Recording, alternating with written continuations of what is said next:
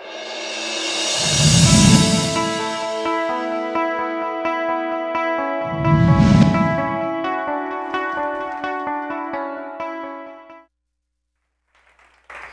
everybody, I'm Michelle Chesney, and as you heard, I'm a 16th generation Texan. What that means is when Texas was part of Spain, my family was issued a Spanish land grant that settled us down in South Texas by the King Ranch. And usually people say something like, ooh, or ooh, royalty, or they've seen the movie Giant with James Dean and have this idea of Texas oil ranching royalty, and it's none of those things. If you've ever been to South Texas, it's a great example of man versus nature. Nature is trying to kill you there. So, there are rattlesnakes and ticks and Africanized bees and javelina and hurricanes and droughts and everything in between. It is really rough land. So being 16th generation Texan means I'm one of 16 generations who are stubborn enough to try to make something out of nothing. So my father is an oil man and a rancher, and shocking, I know, being 15th generation Texan. And we used to travel all over the state with him when he'd go around, to look at wells or do deals. A little background on my dad. He's an ornery old man, but he was probably an ornery old man when he was 20 years old. So I like to explain he's kind of a mix between Hank Hill on King of the Hill and J.R. Ewing on Dallas. And he's my hero, and I love my daddy, and he can do anything and make something out of anything. So we'd go all over the state. We'd go from the fanciest restaurants in Houston to the most remote oil fields of the Rio Grande Basin. We'd go from the Austin Chalk to Deep East Texas. We'd go from Fort Worth to Flatonia, and pretty much anywhere in between. And you think after driving around all the time looking at real estate, we'd get sick of driving around all the time looking at real estate, but we didn't. When we'd get home, we were constantly driving around trying to find a abandoned building or something under construction, or maybe something that was just vacant and had an unlocked door. And we would go sneak a peek. And we'd always say, well, if the deal looked right, we might just buy this property. And we both knew that probably wasn't going to happen, but it was fun because it allowed us to fantasize what our life would be like if our reality was completely different. Today I want to talk to y'all about some people in Dallas who thought their reality could be completely different. 15 years ago, Dallas was a really different city than the vibrant, young, growing city you see today. Downtown was dying, literally. Buildings were falling apart, or if they were condemned, foreclosed on. Most of them were empty. Greenville Avenue was iffy on every stretch of the road. The DART rail was in its infancy. Henderson Avenue was safe for about a block off 75. Uptown ended about at the S&D Oyster Bar on McKinney. And pretty much every suburb around Dallas was nondescript and looked like any suburb anywhere else in America. And if you talk to people at this time about Dallas, from Dallas, they would say things like, Dallas isn't a real city. Or Dallas is about two things, shopping and big hair. Or the worst, Dallas doesn't have a soul. And while I understood where people were coming from with this, I didn't like the idea of being from a town that didn't have a soul. And apparently there were a lot of people who had money to put where their mouth is who didn't like the idea of being from a town that didn't have a soul either. People like the Crows, people like the Nashers, people like the Hunts, the Barbie and Muellers, the Joneses, and several other families said, you know what, we want a world-class city. We want a world-class arts district. We want top talent in every industry. We want to have a park over a highway. We want a Calatrava bridge. Actually, we want 3 Calatrava bridges. And even if it goes to a bad part of town, it doesn't matter. We'll get around to it. And they did get around to it really quickly, and it's pretty incredible. So you might say, well, that's great, Michelle. These are the richest people in the world. Why shouldn't they do great things for Dallas? Well, first of all, they don't have to do anything for Dallas. Just because you're rich doesn't mean you have to make your town great.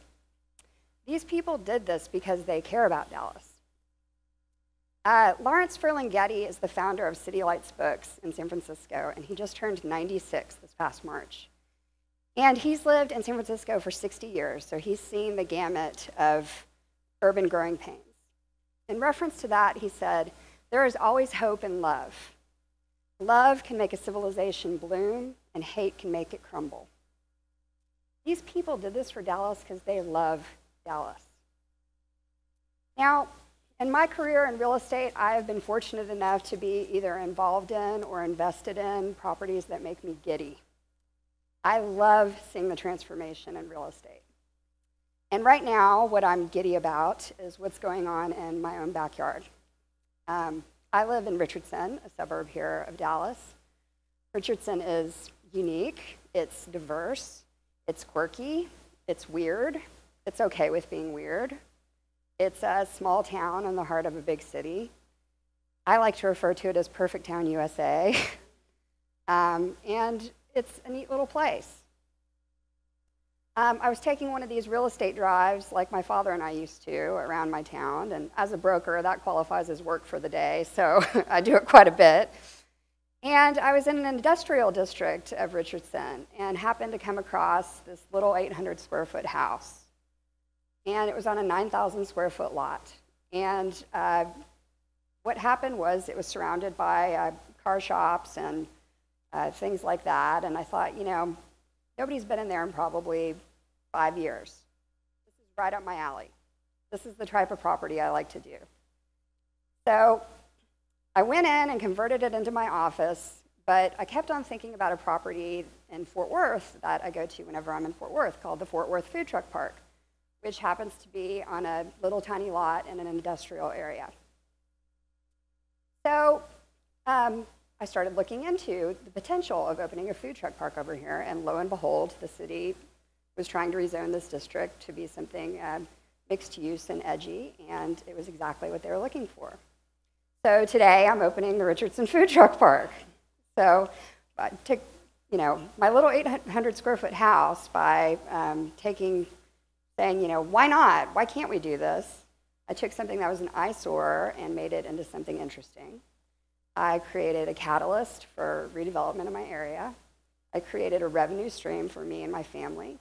And I fulfilled a need in my community, which is a place to go sit on a patio and drink a beer with your friends. So, thank you. So you might say, okay, Michelle, how do I become a suburban pioneer? Here's the way to do it. Number one, play fantasy real estate. Drive around your town. Know your burg. When you see a property that makes you ask questions, ask questions. There's a little old lady on the corner who's been living there forever and knows the history of every transaction, and she would love to talk about it. Number two, IRAs. If you probably have an IRA from a previous job, you might have 2 or 3. Do you know what any of those are invested in? Could you name one stock of one company they're invested in? Probably not. Now that's the money you're supposed to live on when you retire, right? So wouldn't it feel good if it was invested in something tangible, something you could touch, something you could improve, something you knew about? Well, an IRA is a self-directed IRA. That's a way where anybody with any IRA can direct where they want those funds invested. This is a really great way for average Joes to get involved in investing in their community. Another way that you can become a suburban pioneer is to invest with your friends. There's this cute little burger joint in my neighborhood called Shady's, and 6 families in the neighborhood said, you know what, we want a burger joint. And this was when it was a couple of years ago when it was a little harder to get money. So they all put the money in together, which spread the risk, brought their talents together, made them stakeholders in this business, and made all of their friends and community stakeholders in the business. It's wildly successful. So you might say, Michelle, this is great. I don't have any money. So how do I become a suburban pioneer? Well, Dallas's own Jason Roberts started the Better Block Project, which he lived down in Oak Cliff before Oak Cliff was super trendy and cool, and said, you know, there's all this great architecture down here. Why can't we have cafe seating? Why can't we have bike lanes? Why can't we have plants and trees and fun stuff to do. And the problem was there were old laws on the books that were preventing that. So they just said, you know what, we're going to have a pop-up party. We're going to paint bike lanes on the street. We're going to bring in cafe seating. We're going to have a pop-up store. We're going to have something for people to do from 8 to 80. And we're going to invite the city council and everybody else around here so they can see what this looks like. That gave Oak Cliff the momentum it needed to change. Better block projects are now happening not only all over America, but all over the world. So, if you live somewhere that there isn't a better block project, start one up. Their website is fantastic and can teach you how to do it pretty quickly. If you're not that ambitious about it, there's probably one already going on that needs your time and your talent. You could call this tactical urbanism. You could call it new urbanism. I like to call it patriotism. But this is how love makes a civilization bloom. This is how you make your future something completely different. This is how you become a suburban pioneer. Thank you.